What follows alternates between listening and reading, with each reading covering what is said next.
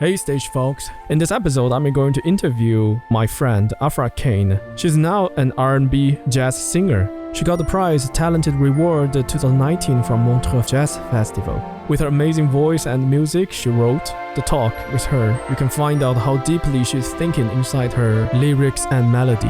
Now let's close the curtain and open the mic for the stage folks.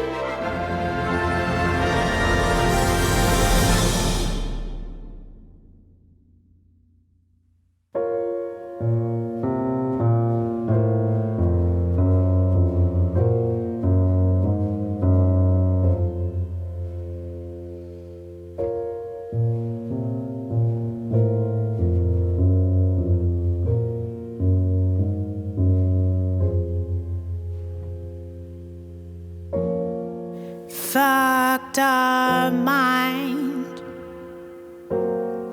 beautiful soul. You can easily lose control. Fucked our mind, beautiful soul. People are confused because they don't really know. And I merge myself in colors of different shades I can only feel. Merge myself in the sea, jumping from the hill.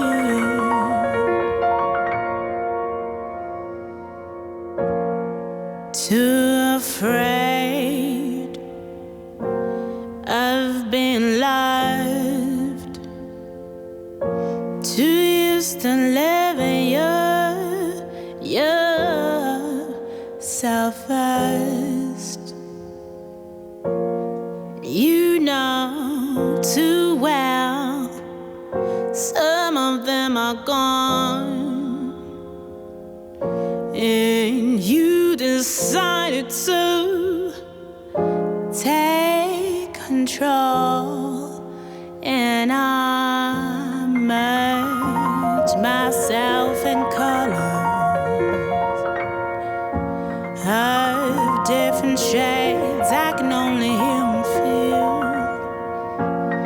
Merge myself in the sea, jumping from the hill.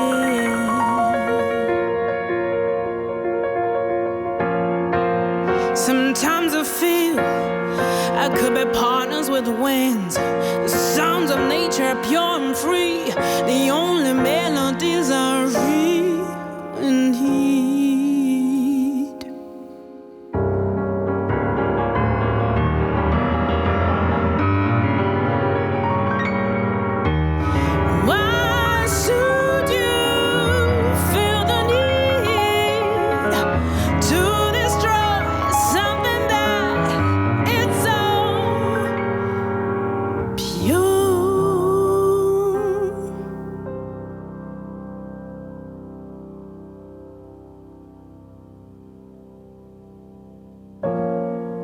Fucked our mind, beautiful soul. You can easily lose control. Fucked our mind, beautiful soul. People are confused because they don't really know.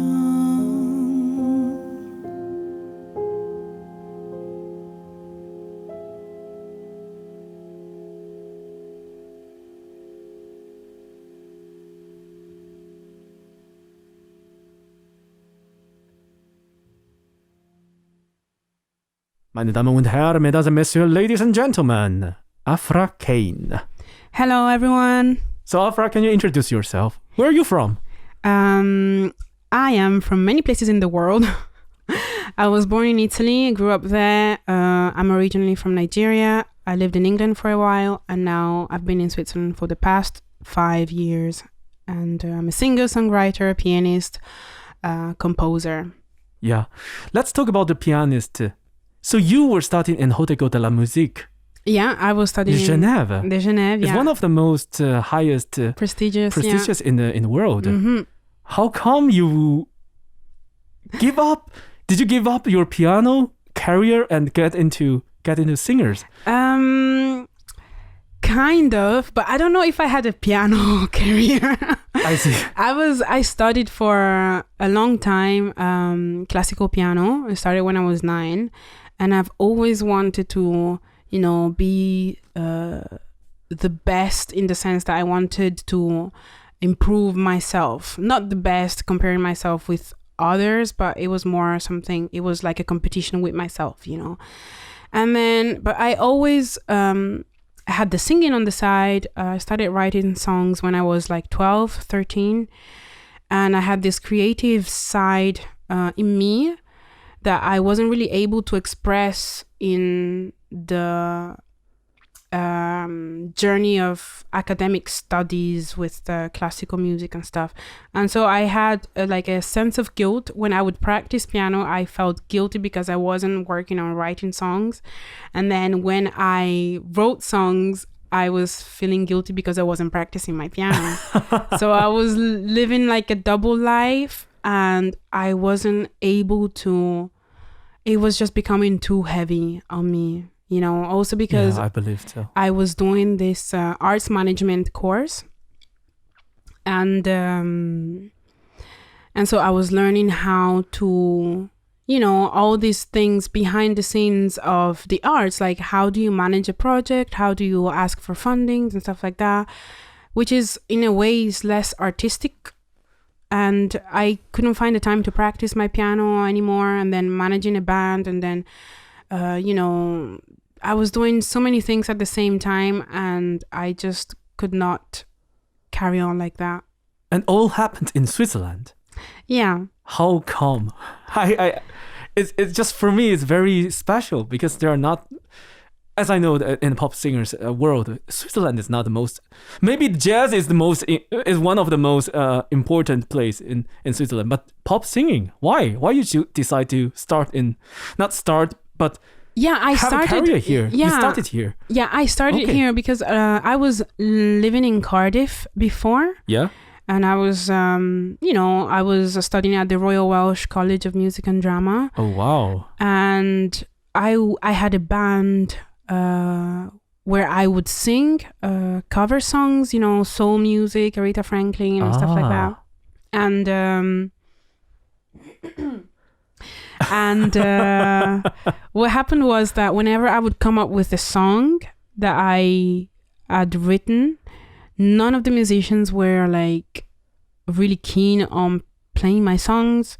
And like afterwards, like the whole environment in Cardiff was just not very healthy for me. Like even like mentally, I was just not feeling great. You already started to write songs during Cardiff. I started writing songs at 12. At 12? And the whole time I was just keeping them for myself. I never told my piano teachers that I was writing. You are not focused on your classic music, huh? No, I was focused on my classical music. That's why I always kept it a secret, the songs that I was writing. Writing a song is a secret for you? It was for a very long time. I couldn't dare to say to people that was something that I was doing on the side, Wow. Everyone thought I was only doing classical music. And even like sometimes when I go back to Italy and I meet people that I used to go to school with, they're like, so how, like, where does the singing come from? Because I only remember you doing piano the whole time. And so they were shocked. I was like, yeah, I just always kept it to myself. And so coming to Switzerland was like I didn't know anyone. You escape from your old culture. Exactly. So that here is a new land and you can do whatever you want. Be anyone you want. Exactly. No one is going to judge me in Switzerland because no one knows me. No one knows my past. No one has an idea of who I am. And so God. That's where I found the confidence to just say, you know what? I'm a pianist. I'm a singer. I write my song and I'm going to start working on accompanying myself, you know? Because like singing while you're sitting down is completely different, you know, and you have to work on being synchronized with the two instruments and stuff. And so like I started doing that and I was like, there's no reason why I can't do this, you know? Yeah, true. Because even like I would sing with this band, but there was always a pianist and whenever I would ask, can I accompany myself? They'll be like, no, just do the singing, you know. And it's like, why do I always have to reduce myself, you know? Like I'm studying 6 hours a day piano. Oh my God. Surely I can accompany myself, you know? And so in Switzerland, I had this freedom to do this. And that's why, I felt free when I moved to Switzerland. And I felt like people were not trying to block me in a way, you know? I see. So that's why. Are you now registered in the Swiss pop song singers? Suiza. Suiza. Yeah, Suiza. I am registered. Yeah. For compositions, like I register my songs there as compositions. Yeah, okay. Exactly. And cool. Then if when you do concerts, you have to fill in the form. Yeah. Or if you have a song that is in the radio, you can get paid for that. Yeah. And what brings you to Montreux Festival? Do you want to know festival? The whole story? I would like to know because the whole story. That's even jazz. Yeah. Oh my God, in Montreux Jazz. Yeah, I know. But the thing is, jazz has a lot to thank classical music for. Of course. You know? And so like my inspirations are more in like modern classical music, but people listen to the chords and they say it's jazz. Because you're telling to be honest, you are telling the stories that a girl who studied piano, starting writing her songs from 12 years old, entered the place which a new land and start over it and wanted to be a singer and entered one of the biggest jazz festival and win the prizes. Oh my God, talented awards. Afra Kane. That's crazy. So basically, I started doing this arts management course. Yeah? Caisse de gestion des arts. Is it in Geneva?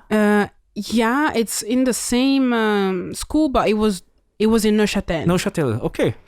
And my tutor, the one that like I did my thesis, right? And you have a tutor that tells you if you're doing well and what you have to change. And after I did my certificate, he was like, do you know, like, Afra, I really want to help you with your career. I like what you do and stuff. So since his name is Steve Roger, right? Yeah. He's in charge of the OSR and in Geneva, and he's in charge of Agence Cecilia. Yeah. And so he was one of our teachers in this course, and he sent out an email to his contacts that he had. And this lady from the Montreux Jazz Artists Foundation got back to him, and she really liked what I was doing. So she first invited me to play in Rome in 2018. In Italy, Rome? Yeah, at the Swiss Institute of Culture in Rome. There are different institutes of like arts institute. Could you maybe explain a bit more about this Swiss Institute? What's this? Yeah. It's basically an arts institute for visual arts and modern art, and they do like expositions, right? And there's different institutes like there's one in France, there's one in Italy, but they're all Swiss institutes, and they have researchers and other artists that can live there. They do like an artistic residency for like maybe a year you know. And so they do like events, and I played in one of these events in 2018. And then when I released my first EP in 2019, I went back to Stephanie, and I told her, if I could play. I asked her if I could play at the festival, and my music is out and stuff like that. And then there's a panel that listens to the songs, and then they decide. And then I was selected to play in the competition. Okay. But the competition is within the festival, and so so this competition is not like anyone can apply. Only someone who got invite can do. Kind of, yeah. But I'm not quite sure. I'm sure there's different ways of doing it. I mean, this is like my experience, but I don't want to say that that's the way I see it should be done. I don't know. I'm not sure. And so I was selected with another like 14 contestants from different parts of the world. Wow. And I decided to play in a different configuration, meaning that I went with a trio, but it wasn't the jazz trio. Jazz trio has piano, drums, and double bass. Yeah. I decided to go with the classical trio. Classical piano trio, yeah. So I had the piano, cello, and violin. So cello and violin was Auguste and Margarida. And I rearranged my songs for strings, and it was super exciting because like I always wanted to like find an in-between between like, you know, the soul music and my classical background. Yeah. So I did that, and we played, and then I received this prize, which was completely unexpected because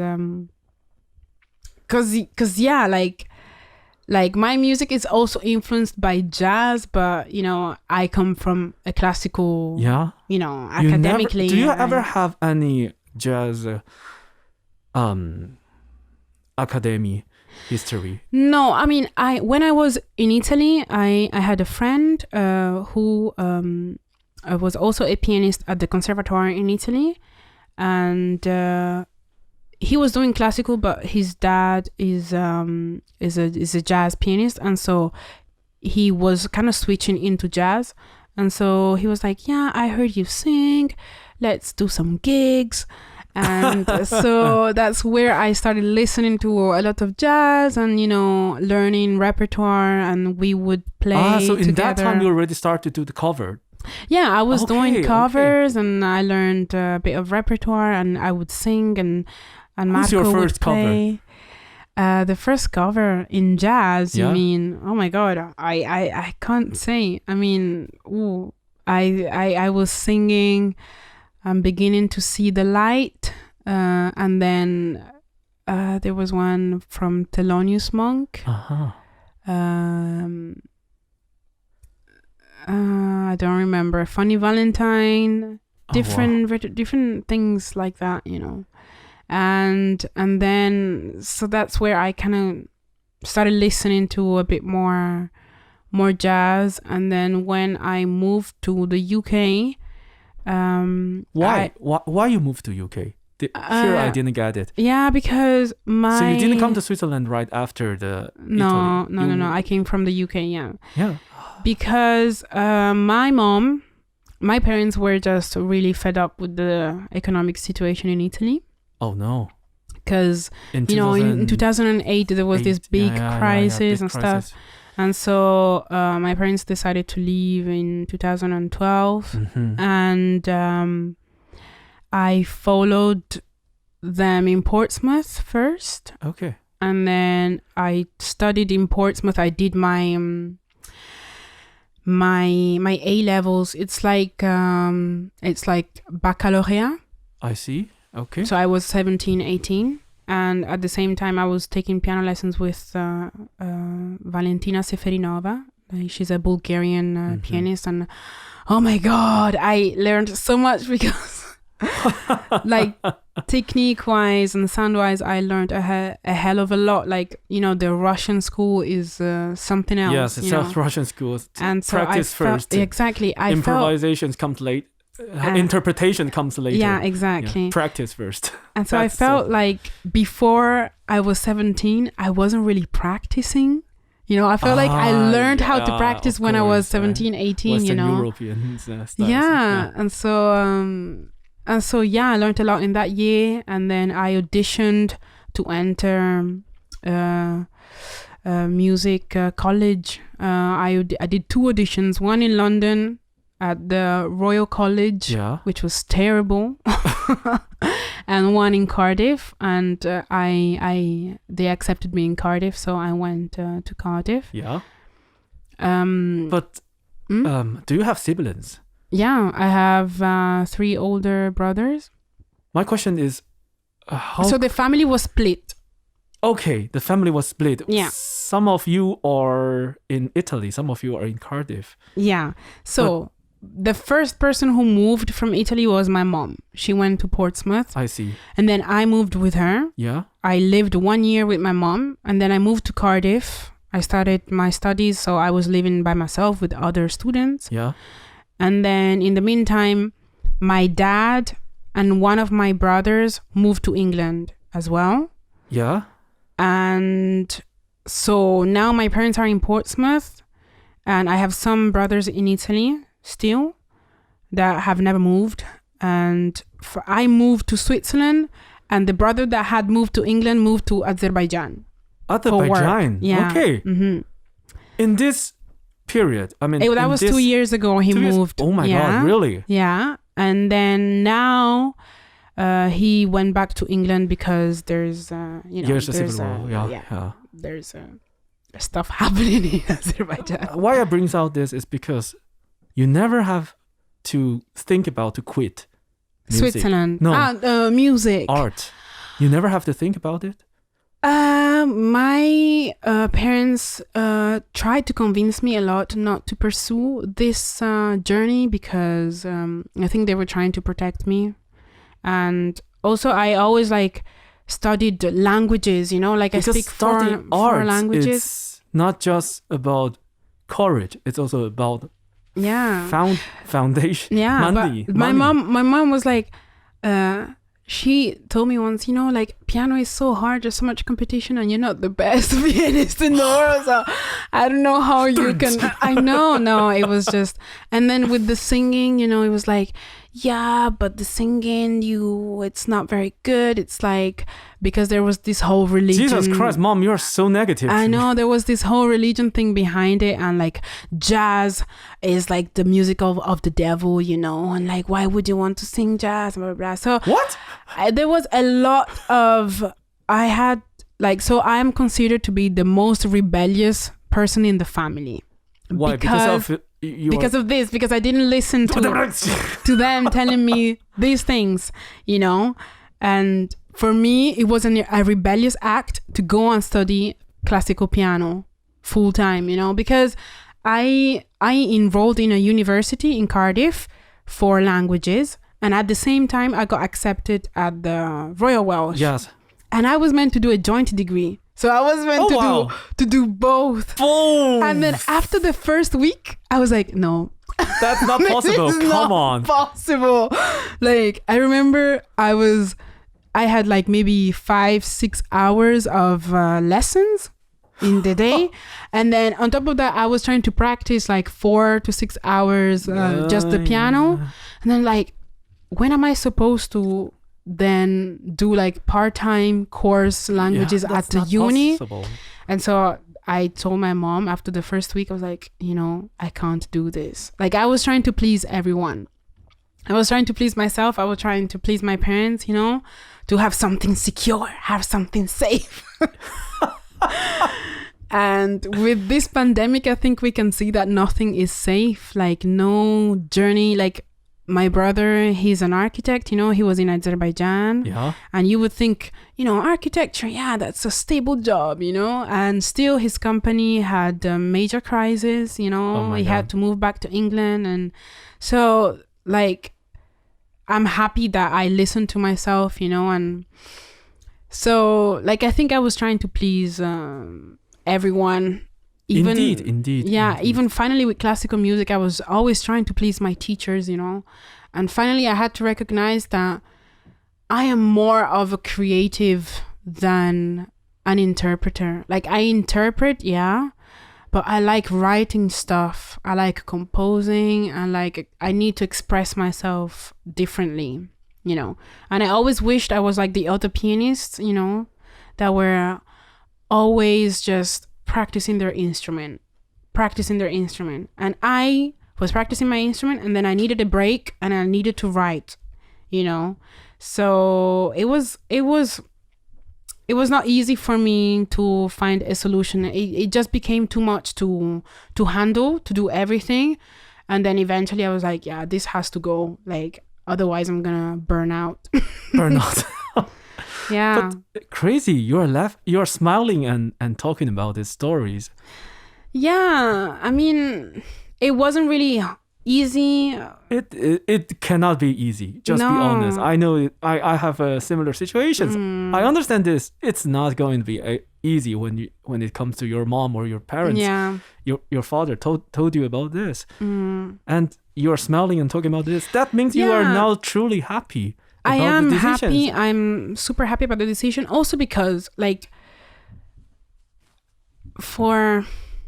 the deal for my parents was first you do something secure and then you go back to, of course, all the parents will music. say that. And then I saw like people who, I mean, life is long. I mean, we have a long life. We can do different things, but yeah, I don't think I would be Afra Kane if I didn't do a note de musique with piano, you know? No, if everything is connected, everything. Exactly. Like I wouldn't have connect all the things past. Exactly. And I needed to, like, I just had this burning feeling of I need to learn more on the piano. I need to like go far, you know? Like I need to go, you know, it just wasn't enough for me. And even if I could, like in the future, I'm thinking to take like jazz lessons on the piano, you know, like I am someone who is not, like music, it's a whole life thing. You're always learning, you're always developing. And even I realize now that, you know, if I could just not have to take care of the administration of my project, of my band, I would just like focus on my instruments, like working on my voice full time, working on improvising on the piano, and you know, because finally you have more freedom when the more you know, the more you are free to do things, you know. And so I'm super glad I didn't listen to my parents, but I thank them because they've always supported me. No, of course as well. You listen to them, but you listen to yourself too. Yeah, and finally, you know, they supported me through my studies, and you know, now they support my decisions and stuff. They realized that finally that was the best thing for me. So so things are good now. I see. That's why I talk about it with a smile, because you're beloved, I feel. It's very important. It's exactly. very important. And also I think it was coming from a place of they were trying to protect me. You know, there was, because if you can see that, then they know how hard it is and how sensitive I am. And maybe they thought, you know, if she doesn't get what she wants, she's gonna be heartbroken. And so maybe they were trying to protect me from myself. I don't know. So, fucked up mind. Yeah. Beautiful soul. Where did it come from? It's beautiful. It's our opening song today. And I listened to your last two album, and I found out this song is very different compared to others. Yeah. What are you thinking when you are composing these songs? Okay, well, I was thinking about depression. Depression? Yeah, depression. which is not something we really talk about. And so it's kind of a bit of, there's also a bit of literature in the sense that there's this person who kind of feels disconnected. Yeah. And wants to find the connection back through nature. So it's kind of, this person wants to be one with the sea, with nature, with the wind, with the just, and I think the reason why in this era we suffer so much from mental illnesses is because we've lost this connection with nature and with our environment. And also we are very individualistic, and so it's we focus on ourselves a lot, and I'm not sure that's how it's supposed to be. I know there are some cultures where, like, if there's villages where I think in Asia, I heard something like that, where if someone is depressed in the village, everyone has to bring gifts every day to the person until the person gets better. I don't remember which country it was, but I remember I watched a documentary about this, and it's like, why are we so isolated? Because it's always like you have to deal with your problems by yourself. See. Whereas it should be a more collective thing. We are lacking a lot of empathy in this society. We lack a lot of, I would say, like, community kind of... societies, communities, social... It's kind of social behavior. You have to. Exactly. And so we have this idea that if someone is doing bad, it's not our responsibility. Yeah. Which is not totally right.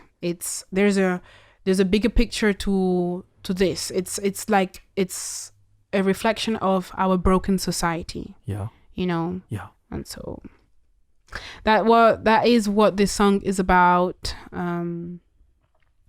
Trying to talk about these things that people don't like to talk about.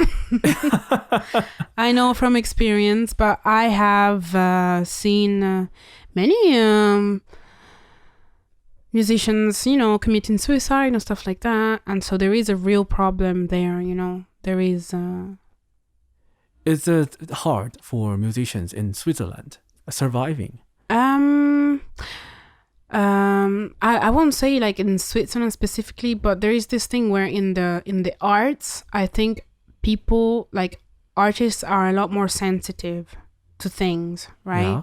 And so they're more susceptible to have these feelings and these illnesses, and since we can't talk about it freely, they can't find a solution, and their only solution for them is to end their lives.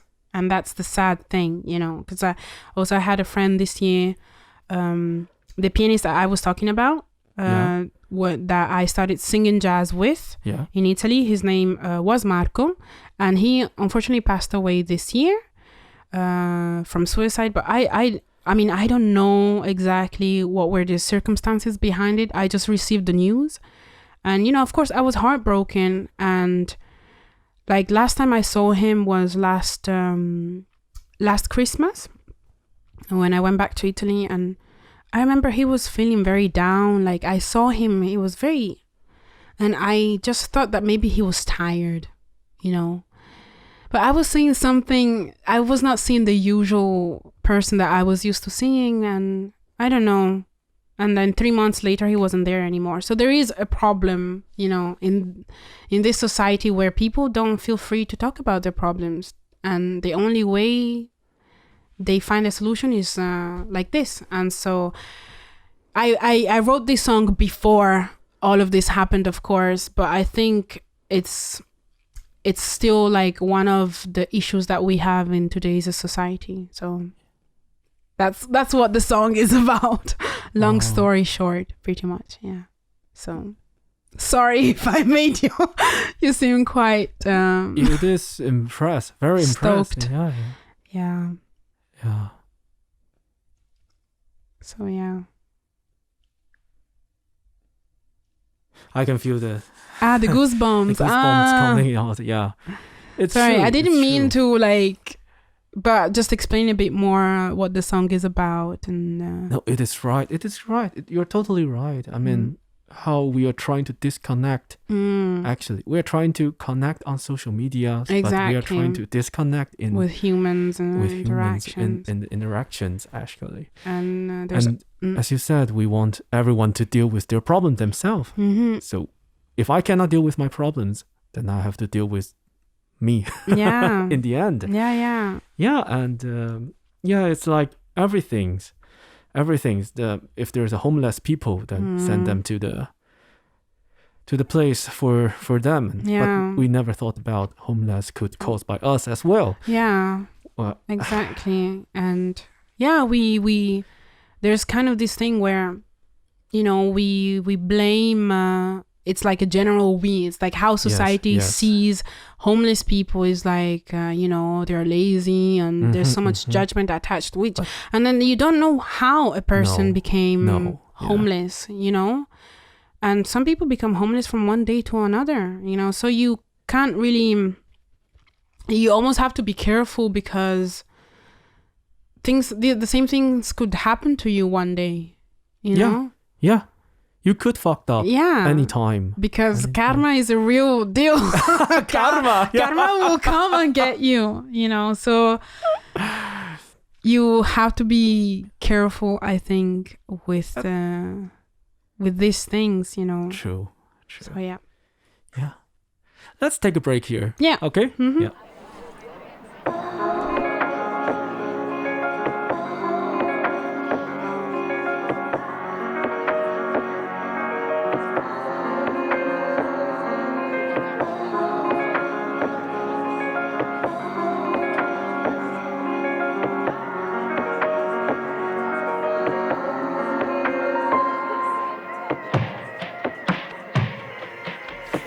I'm too old, I'm too black, mine are black. Why don't you try and keep your mouth shut for once? I'm too blind, I'm too forward, I'm too red, and it's okay. I'd rather be a real person than a fake asshole for you. I don't come here to play this game. I'm tired of bearing all the pain. You keep spilling guilt, and you know half is yours. I don't have any more time for you. I'm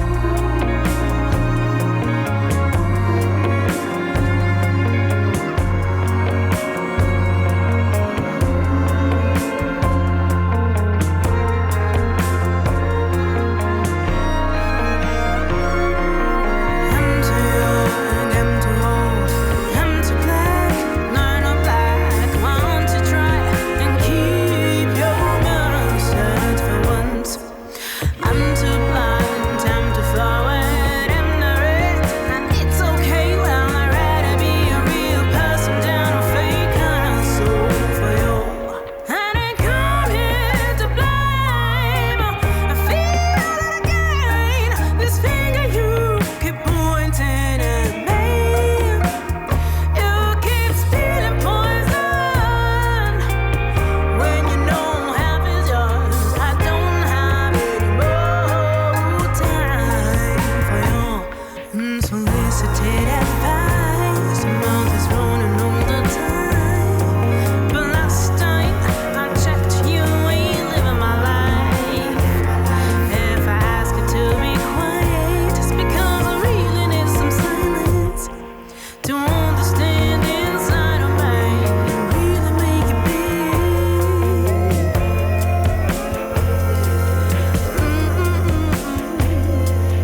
I'm too young, I'm too old, I'm too black, none are black. Why don't you try and keep your mouth shut for once?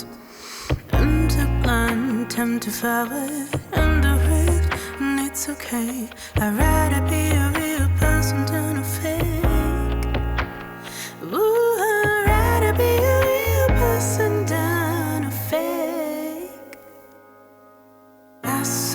for y'all.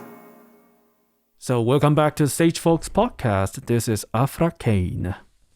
Hello, hello. Yep. So Afra, I have a question.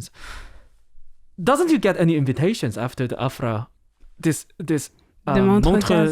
Montreux Jazz Talent Award? Yeah, I actually got invited to play for the sponsors of the festival. Yeah. This was last year, and I was meant to do.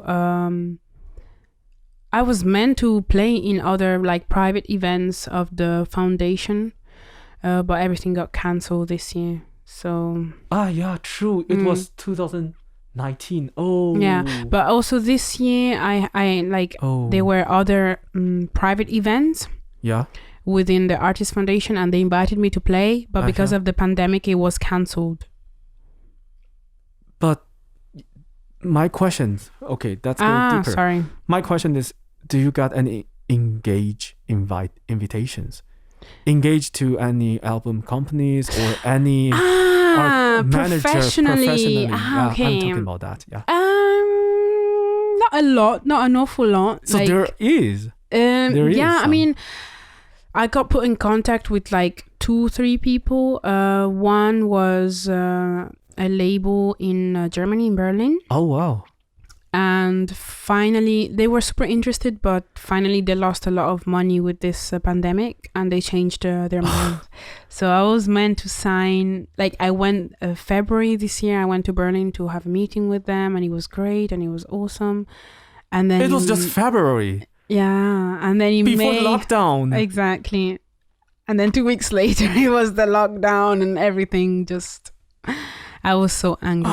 I was so angry. Like, I totally understand them, but it was like for an independent artist, it's like, you know... That's the worst things for not just independent. You are raising stars. Yeah. It's like the stars is raising and we just took it down. Yeah, exactly. What the hell? The timing was super bad. And then they put me in contact with another manager, agent, but he's retired, I don't know, and didn't really work out because he was not really into what I was doing, and so it's complicated. Like, I have many people who recognize my talent, but in terms of like finding people who really invest their time and work with you, it's complicated. Sometimes I feel like it's full of many people who talk a lot, but they don't do a lot, you know. Finally, talk about that. Finally, it's always up to the artist. Like this. I mean, yeah, it's always like this. But for me, I am learning this through my experience. Now in the last 2 years, I've with the amount of people who have come to me with propositions and stuff, and then you become really skeptical after a while, and you always have to be careful, and so yeah. True. So it's not a bad thing to be independent. Well, it's not. It's just. It just takes a lot of work, and sometimes you don't have time to do the creative. We are freelancers in the end. Yeah, but if you're booking your own shows by yourself, making your own show, own concert. Yeah, if you're searching for the concerts yourself, you know, because I mean, for you it's different, because like when you sign with a theater, you're doing maybe, I don't know, 50 shows. No, 20 shows per opera maybe. Exactly. Yeah. So you set for 20 shows. 20 shows, yeah. I need to book every single shows. So it's takes a lot of time, you know, and I also... And is there a concert manager that you can contact to see? Yeah, and maybe they can are... do the show in this weekend, next weekend? I mean... I do get help. There's now like an agency in France that has booked some shows for me, and but everything was cancelled because of the pandemic, so I wasn't able to perform any show that was booked in France. And things are moving very slowly, you know, like I am still in touch with them, but I don't know what's confirmed, what's not confirmed, because everything is changing all the time. Everything is Each week. postponed. Everything is like so far. Yeah. Like, we do it in 2022. Exactly. And these so days, it's really hard to say. It's even, it's just... it is the situation. It is the situation. We just have to embrace it. But I'm glad that I'm still able to, you know, teach. Teach, yeah. On the side. Singing? And I teach singing, like pop singing. Pop singing, okay. I teach piano. I can't say I teach classical piano.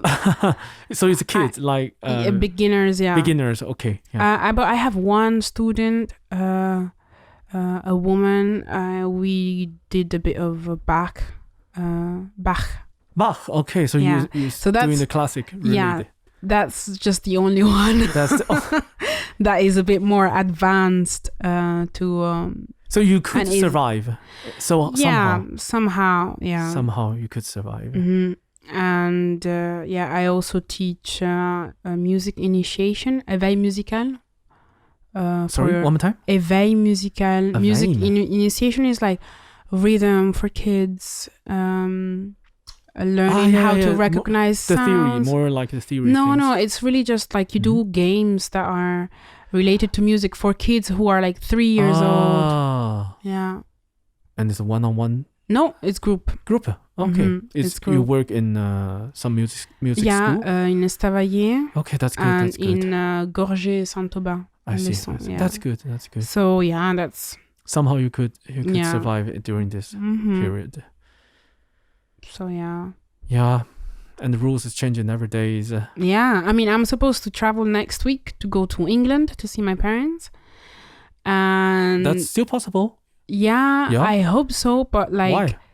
Because now things have changed again in England. So basically, before, like, they finished the lockdown. Yeah. Right. But they so say now they're not in lockdown anymore. But now they have the vaccine, and then yesterday, the Prime Minister announced new restrictions again. Yeah. So it's constantly changing, and there's this new, there's a new version of the virus that is spreading in London.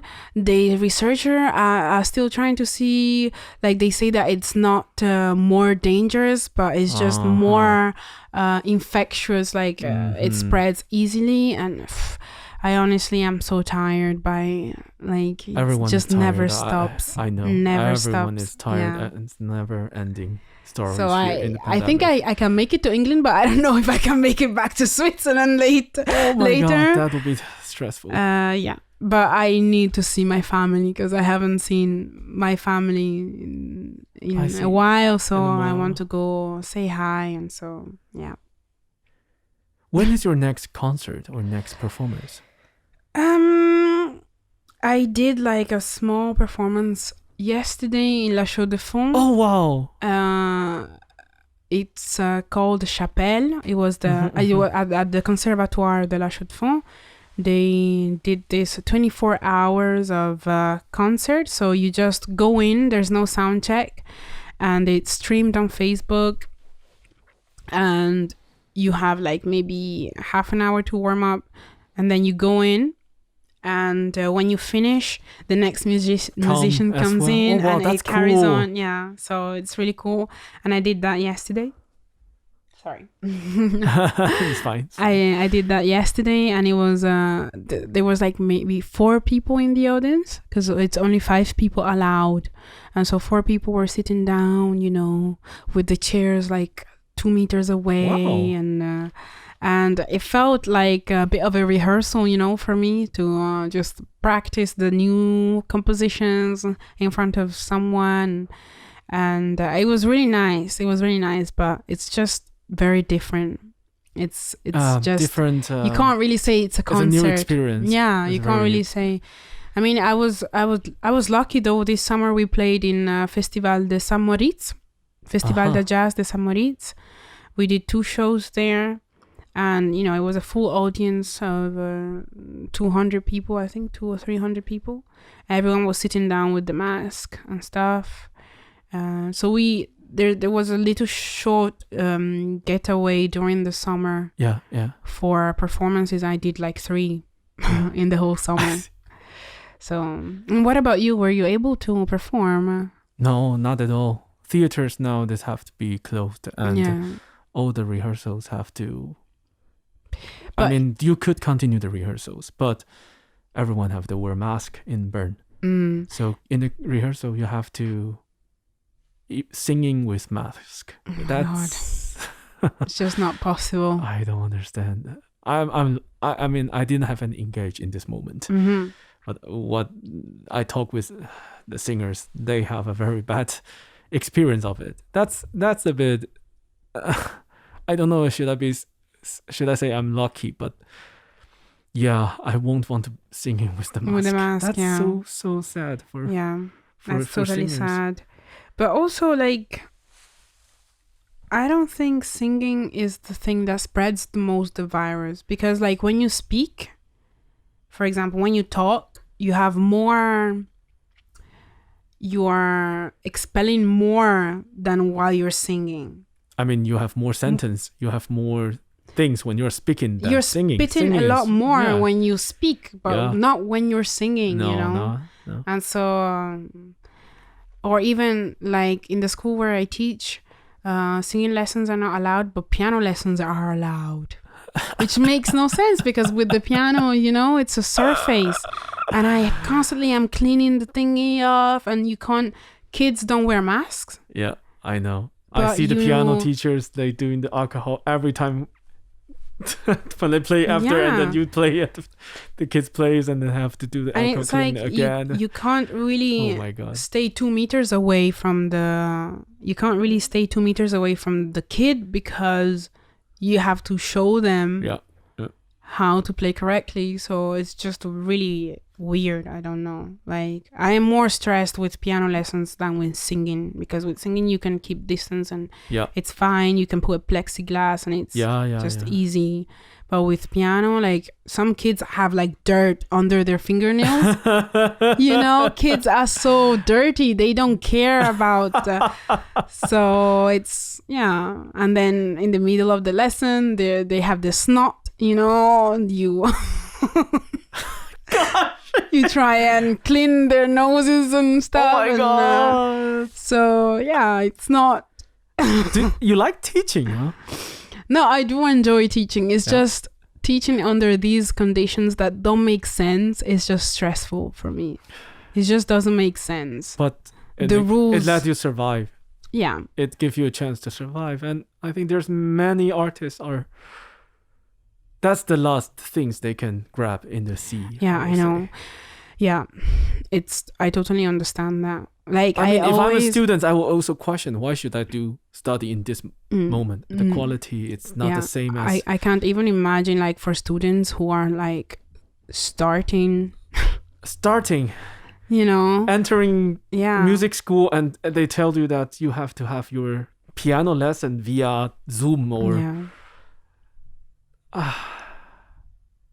it's really complicated. But what can they do? And also they're far from their families. It's a new environment, and they can't even socialize, you know?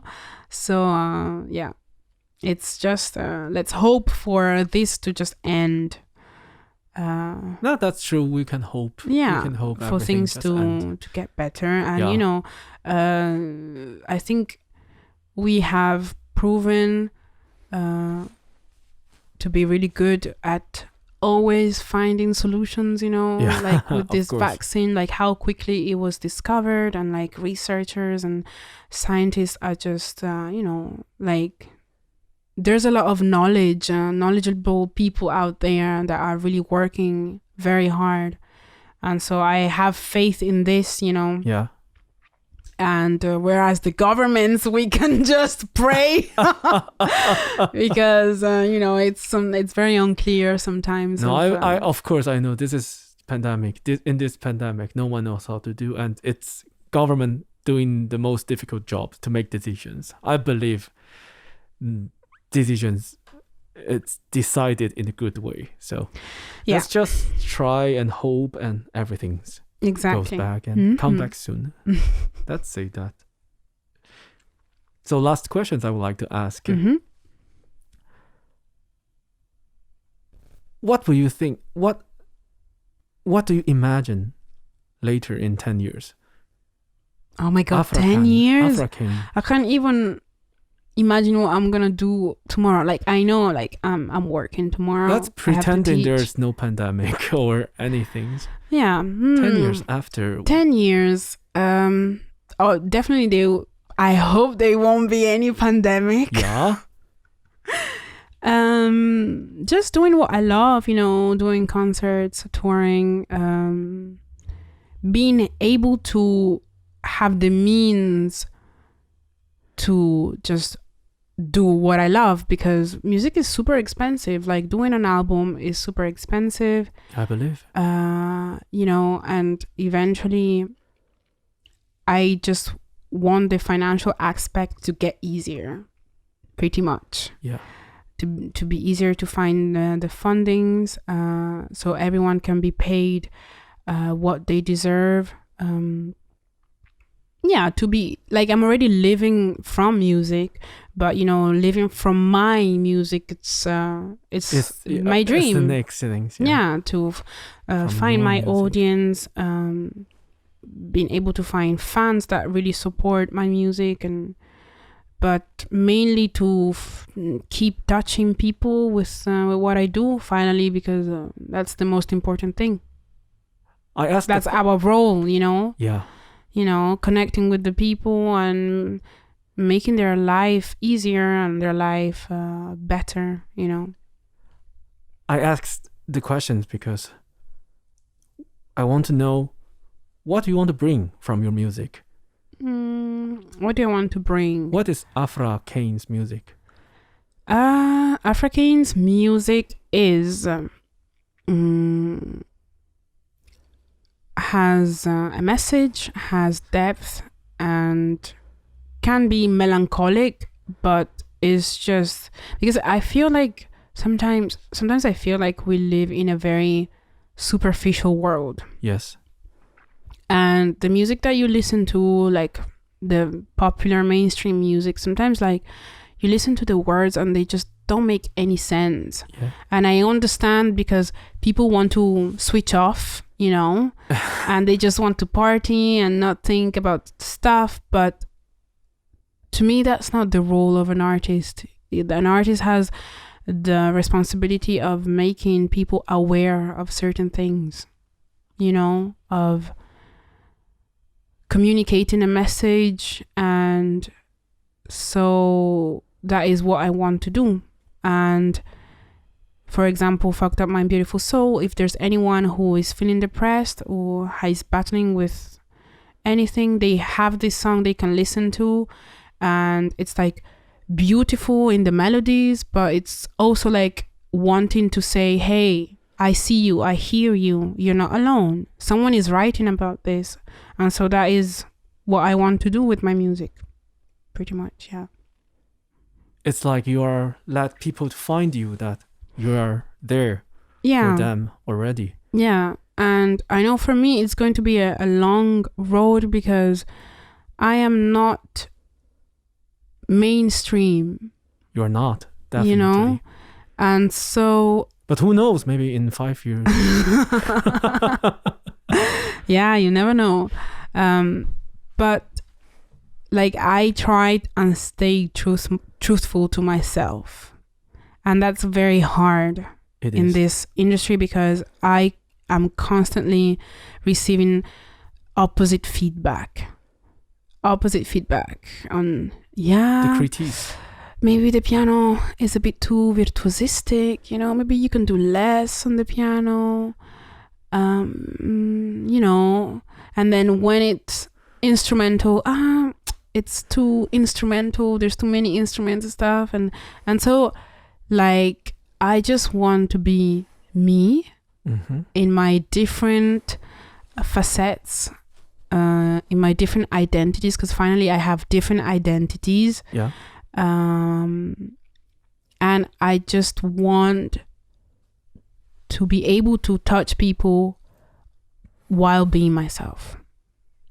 Even if, as you say, in 5 years' time, I might be doing a completely mainstream thing, but No, it has to be. You will become mainstream. I didn't mean you are going to be something. No, but I just want to be authentic. That's what I want to be authentic. I don't want to be a caricature of what we already have. I don't know how to explain it. It's but you could bring something to everyone. Mm-hmm. You don't need to become something everyone have, but you can bring something into that give to everyone. Do you understand? Yeah, exactly. And what I got from your sentence is that, I mean,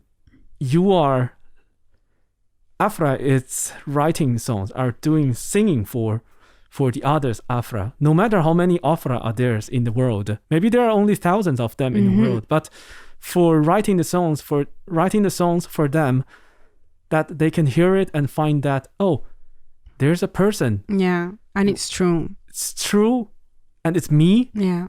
It's just like me, and writing the songs. Exactly. That from my soul, from my soul. Yeah. That's something very beautiful. Yeah. I get it from you. Exactly. Sorry. Don't cry. No. Yeah, I forgot what I wanted to say. Yeah, but fine. yeah, you the way you worded it was right. Yeah. And I don't want to be put in a box. That's the thing. Like in a sense I am already in a box, but it's like my own shape. It's I don't want to be less of a pianist. I don't want to be less of a singer. I don't want to have to do things because someone has told me, And even like last year I was called by The Voice France. Yeah. And I auditioned through Skype because I was in England at that time. You have the pre-selection, and then if you pass that, you go to do the live auditions on TV. Yeah. So it was the pre-selection, and one of the producers was like, I can hear in your piano, it's like a bit Debussy, Ravel, and it's wonderful. But you need to be a pedagogue. Like, people will not listen to, like, people will not understand what you're doing with the piano because it's too complicated. And I'm like, it's not my responsibility to lower my standards for the mass. Do you see what I mean? Like, don't say lower. I mean, it's you. Why should you pretend to be another thing easier for people to understand? Exactly. You don't have to. I don't have to. You are Afra. Let people let the people who interest to have chance to know you, not fake to something else and then they know that that's not what they know. Exactly. So I think that's the hardest part of the journey for me, because I have this huge classical background that will stay with me. Yeah, that's totally fine. And that's totally fine, but it can be challenging because it's like sometimes it's like modern classical and people say it's jazz, and then I find myself in a jazz setting and I say, but I don't improvise on piano, and they're shocked because I don't improvise on piano. And so it's like people want things out of me for themselves, but it's kind of, they don't want the whole Afra Kane because it's almost too much. There's too many things. Do you see what I mean? Yeah. And so me trying to walk around with all the things that I have with confidence sometimes is challenging because I have many feedbacks and I have people who hear that and they go like, that's jazz.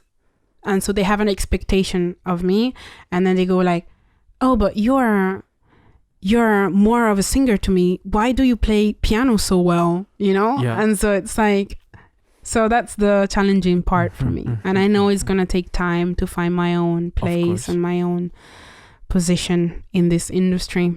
You will get there. Definitely.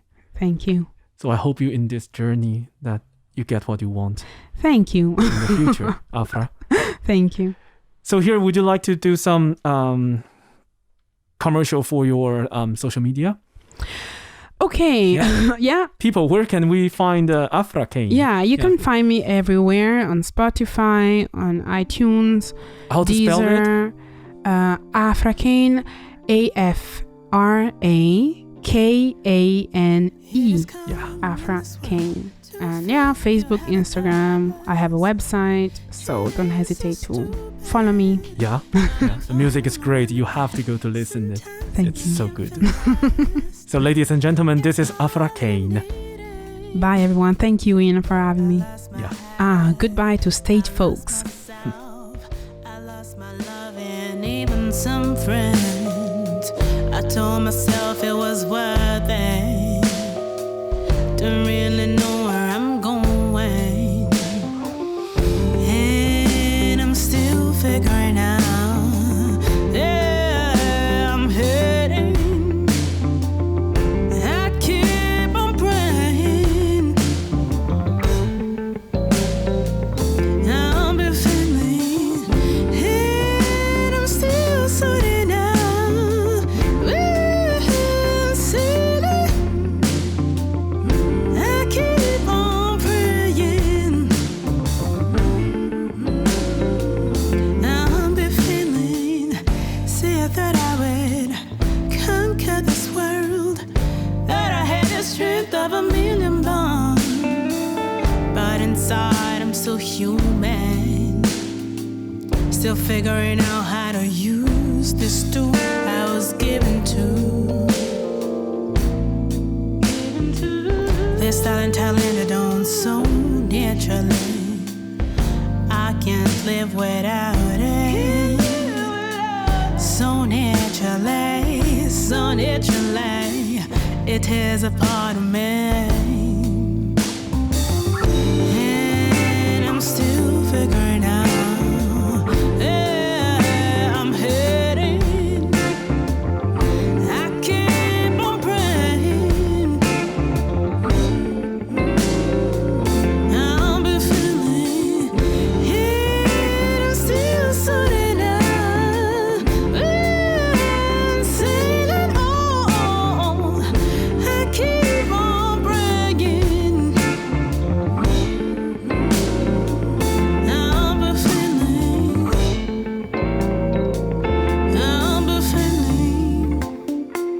I'm still here, still a winner. I'm still here, I'm still a dreamer. I'm still here, I'm still a winner. I'm still here. Now carry on till that's a song. I'm still here, and I'm still a dreamer. And I'm still here, and I carry on till that's a song. And I'm still here, and I'm still a winner. And I'm still here, and I carry on till that's a song. Said I carry on till that's a song. Carry on till that's a song.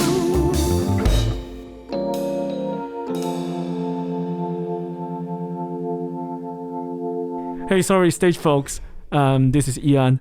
I forgot that Afra promised me to do a scatting, so this is it. Well, I don't really scat, but I can vibe. I can. Vibe it, yeah. Yeah. Sa-ba-da-ba-da-da-dai, sa-ba-da-da-da-dai, for example. Oh, that's so beautiful. So, ladies and gentlemen, this is Afra. Hey, stage folks. Yeah, first time commercial talk in my podcast. This is episode 6. Woohoo! So, I would like to introduce you a great podcast app called Podbean. Podbean, Podbean. You can find any podcast you like on the app. But even more, you can create your own podcast on it. It has a good recording function without any time limit. They also give you free music tracks on the app that you could choose your mood on the podcast background music. If you want to start your podcast, it is free for 5 hours podcast file on your account. That's the largest I can find on the internet. You are welcome. I personally started the Stage Volks podcast on Podbean. It has a clean design, a clear statistics overview, good app support, and fair price. So record something and send it to me. I would like to meet some podcaster folks as well. Hey, and thank you so much for listening to our podcast. I'm always looking for more guests to interview. If you know any artist, no, not only artists, but anyone who has passion on their career, we would like to hear them on Stage Volks. Our awesome intro music composed by my friend Chen Yide. He is from Taiwan as well. We studied in the same University of Art. Go to SoundCloud or YouTube to search him. He has great music to share.